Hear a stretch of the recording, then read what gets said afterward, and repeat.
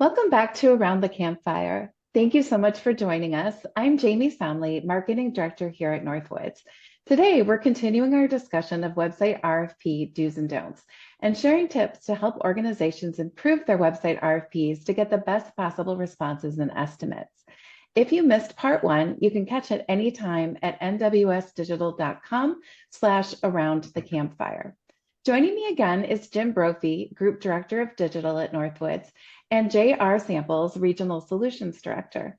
Before we get into the details, I do have a question for both of you, and this is a follow-up to our last episode's s'mores question.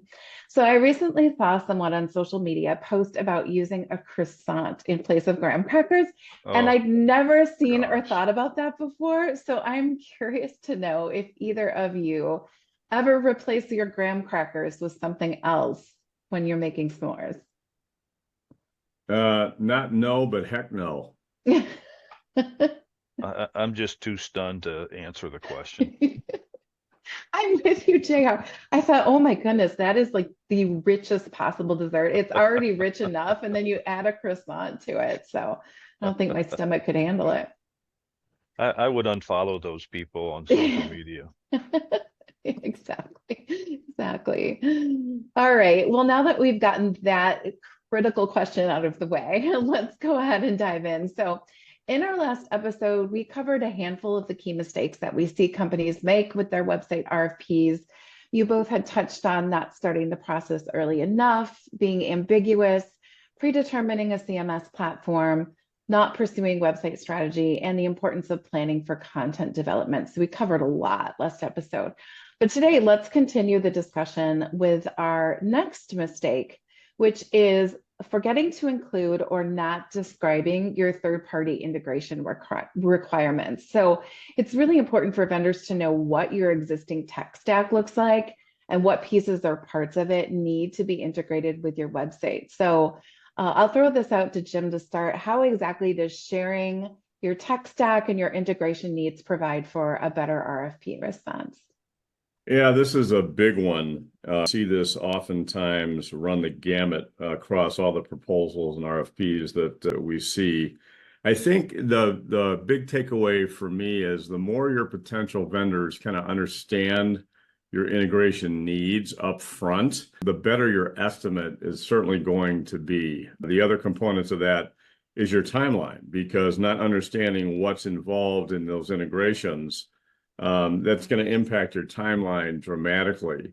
Um, we've seen it where, it winds up being that they simply want a link to a third-party system, but that's not adequately described in the RFP. So a link is not an integration. One of the things, too, is that you really need to describe that MarTech stack. What kind of ERP system is it? What kind of donation software is it?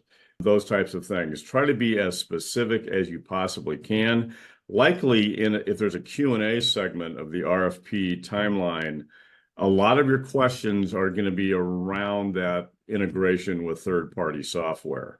So upfront, be as clear and concise in what you expect people to be doing. If you know if there is an API, an open API to be able to integrate with these systems, go ahead and state that. I'd even say go so far as to providing a link to the documentation for your system if you can. We don't often see that, but be prepared to get those kinds of questions. Jim, can you talk about, some of the user experience when it comes to integration with other products and what that might look like on somebody's website?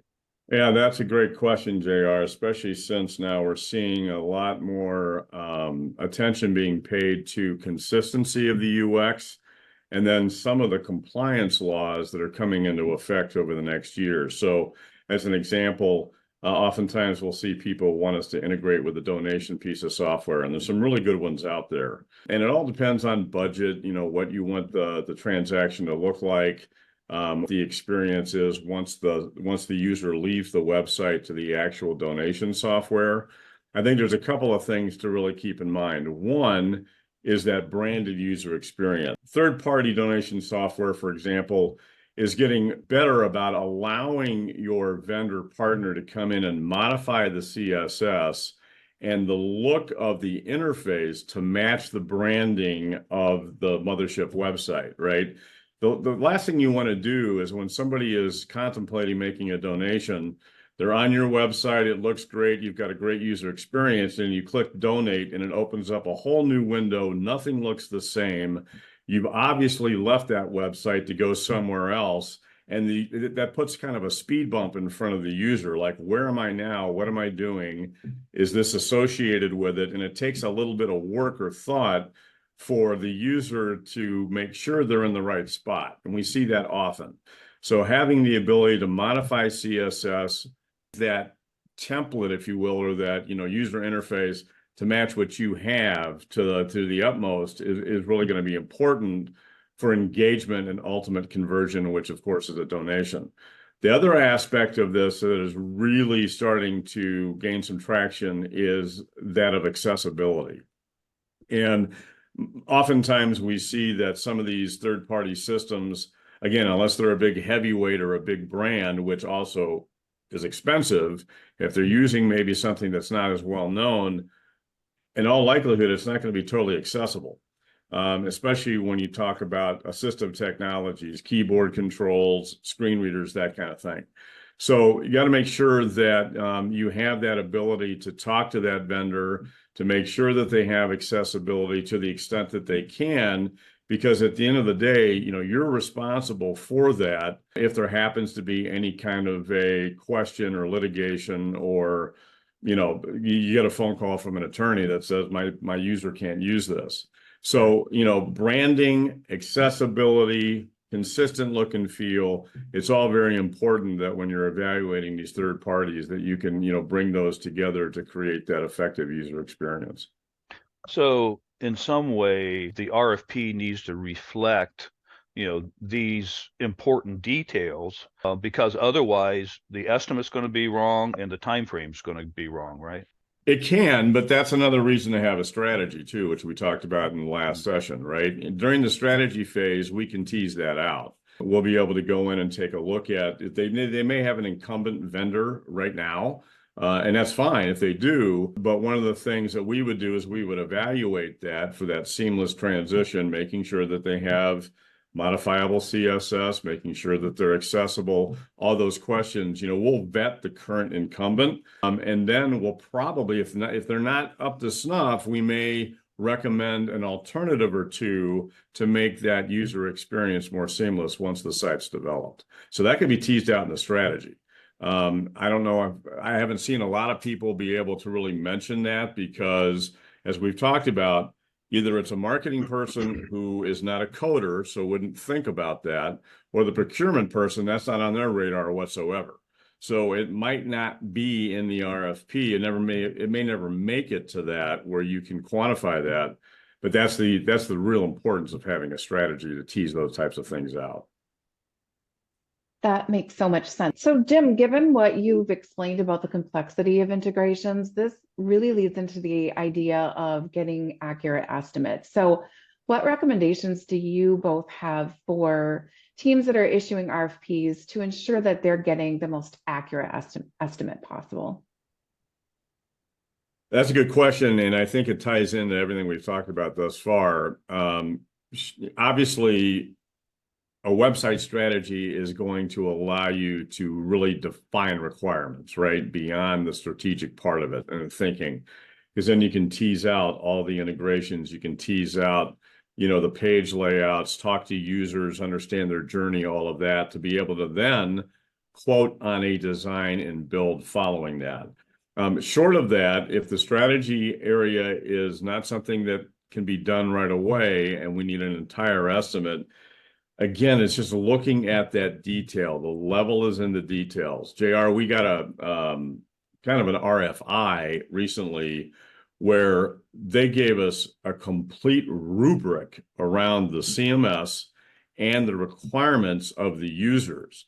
And it was quite refreshing to be able to see somebody who had really thought that out to the level of detail they have done.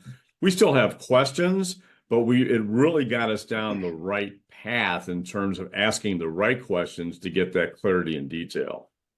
Yeah, I mean, this issue about the accuracy, it's the core issue in everything we're talking about, being proactive with a website strategy first before doing the RFP, not having high level flowery concepts and objectives that don't have the meat and potatoes underneath it, detailing the integration, environment.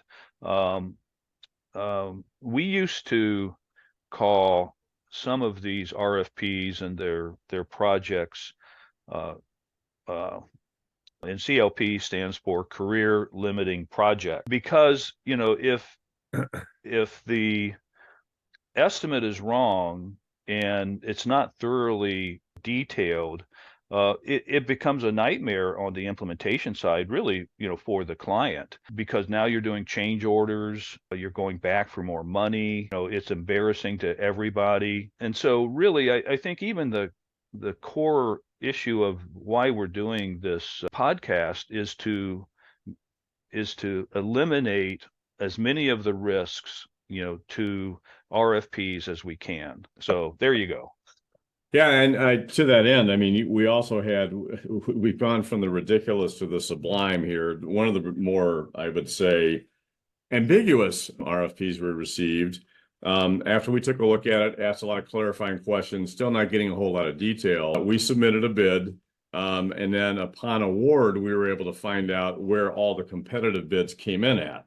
Believe it or not, we had estimates ranging from $50,000 to $800,000. Yeah. Now, what does that tell me? That tells me that the RFP was extremely ambiguous, because all over the map were these prices. And we're not just talking about, maybe there was a $10,000 difference. There were $50,000 differences between proposals. Sometimes it was $500,000 between one and the next. So the interpretation there is that, well, they're making sure that they want to account for everything, even though the RFP does not. So they're covering their bases. What we've also seen is that when you have ambiguity, people will give you a price to get in the door, and then they will change order you to death because of that lack of detail. Oh, you want this? Well, that's going to be another $10,000. Oh, you want to be able to do that? Well, we didn't really account for that. That wasn't stated in the RFP. We'll have to write a change order for that. So, to avoid all of that, that's why that level of detail needs to be present, so you're not responding to a CLP. I love that, CLP, Career Limiting Project. That's really good.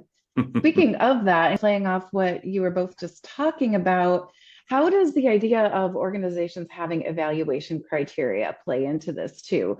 Do you see a lot of organizations that include in the RFP the evaluation criteria that they're going to judge proposals against and how they're going to make the final decision? And if they don't share their evaluation criteria, how does that play into things from the vendor point of view?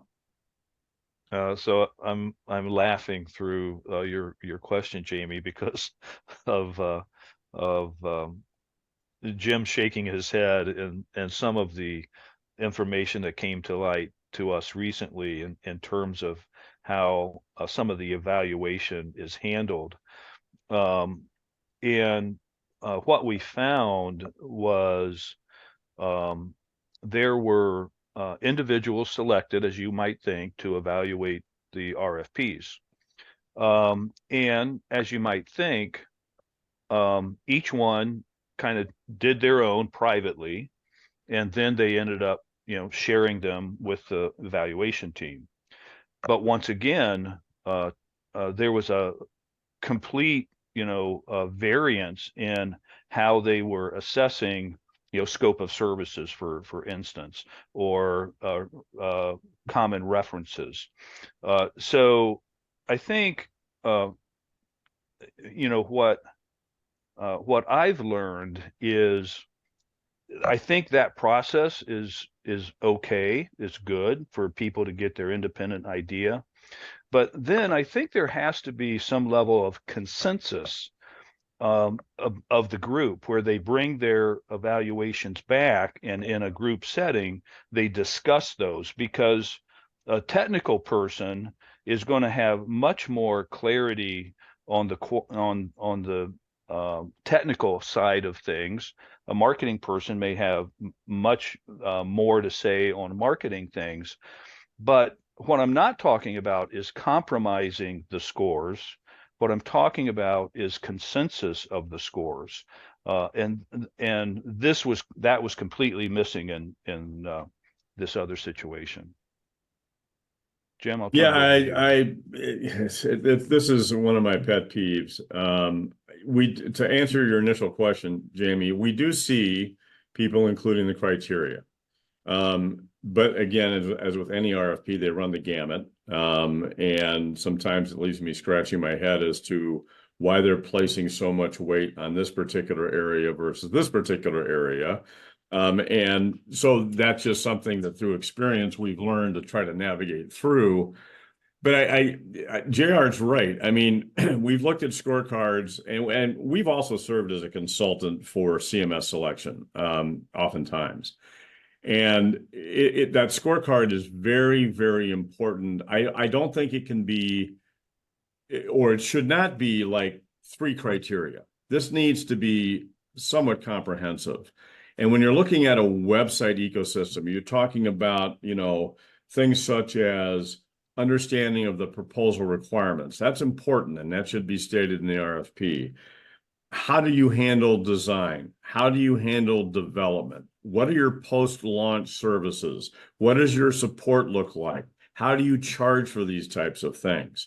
Because oftentimes people will respond, and if I don't have somebody who understands the response or doesn't speak the language that digital people do, I may misinterpret that particular response and give it a different score. One of the other areas that I've been very intrigued about is so generally what we're seeing is a separation of the RFP response from the RFP price. Many times we're not supposed to speak about price in the RFP response. It's a separate document. And I think that's great. I think that's a good way to keep some distance.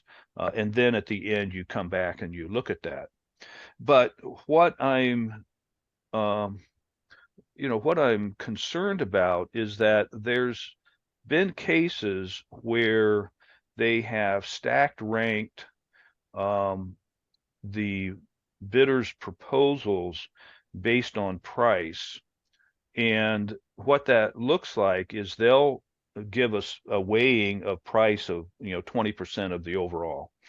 And whoever comes in lowest, let's just say, $50,000 for sake of argument. So that person gets 20. And then they then mathematically compare the rest of the vendors' responses against that $50,000 bid, and they assign declining percentages to the highest priced. Now, to me, we all here, well, some of us here, have decades of experience. And what comes with decades of experience is all those gotchas that we've run into over our years and the experience thereof.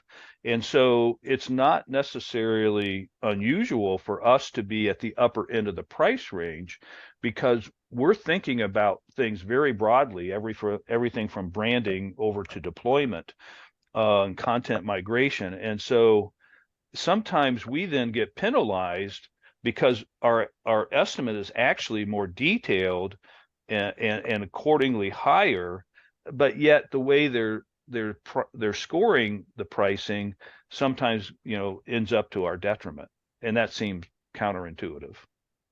Yeah, that's a great point, JR. And in my experience, I don't have decades, maybe just years. But I would say that really is that's a rabbit hole, because people, there are vendors in any space, any vertical market, I should say, that understand how the game is played. They understand how that scoring system can impact it. So they may come in a little bit lower, knowing that once they're selected, they will have the opportunity to say, oh, well, you want this. That may be a different, approach, which is going to be a different price. We try to be as upfront as we can. And sometimes as a result of that weighted scoring model, whether it's price or some other criteria, the people who are most qualified have to really make up ground in other areas where that ground cannot be made up within because the scoring criteria is weighted differently or not appropriately. So it is really important to take that into consideration. I'm reminded as a homeowner, I need a new driveway. I'm going to get 3 bids, right? And the old adage is throw out the high, throw out the low, and take the middle one. That really doesn't apply here. You have to really do your due diligence to understand what it is you're getting. And again, the more ambiguous your RFP is, that spread is going to be all over the place, but also take into account that pricing component of your scorecard, because you might be awarding a vendor who looks good on the surface, but once they're engaged, they're going to really start either disappointing you with what they're delivering or asking for more money based on what you actually want. Right. Yeah, those are excellent, excellent points and insights. So let's talk now about ongoing services and post-launch support, because that's another area that kind of off this discussion and talking again about ambiguity. So a lot of organizations, they're so focused on just getting the website designed and launched, they don't necessarily think about support needs or additional help that they might need after launch. So what's your recommendation here in terms of thinking that through enough to provide some details in an RFP? That's a great question, Jamie, and something that's very, very often overlooked in terms of that expectation. It could run the gamut. People might want, accessibility audits. They may want a brand refresh, or they want to be able to set up promotional digital marketing campaigns to announce the launch of the site and drive people for conversions. It might be, what does support really mean, right? Is it training?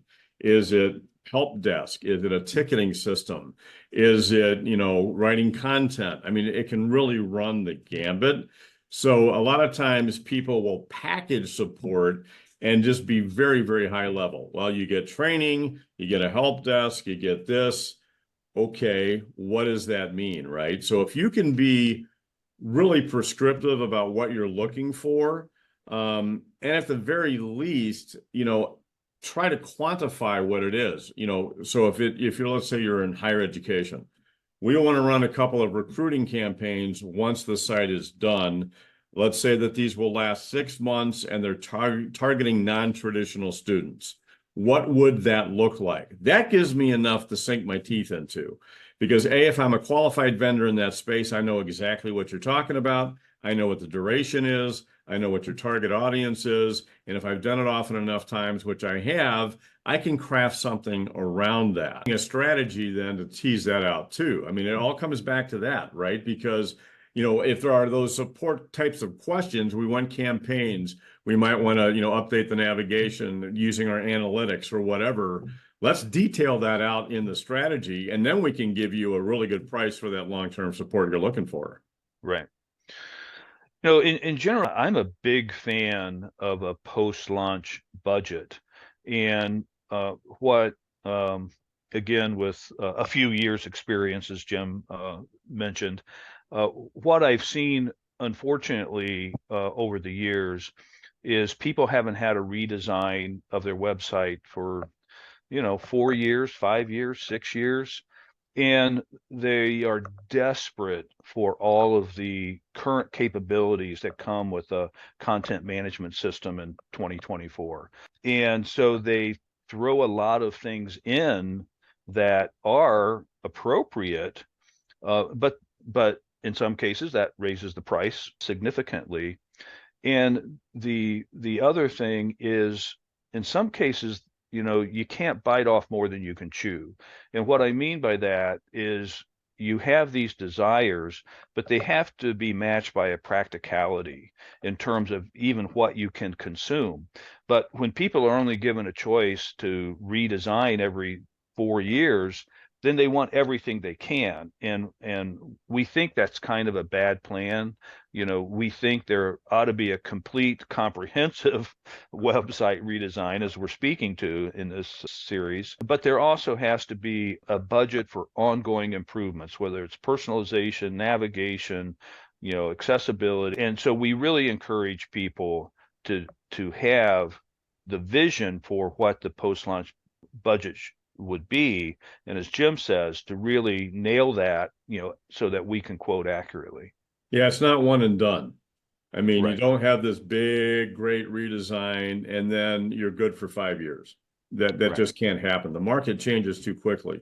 The rules change too quickly. Regulation changes too quickly, like, with accessibility.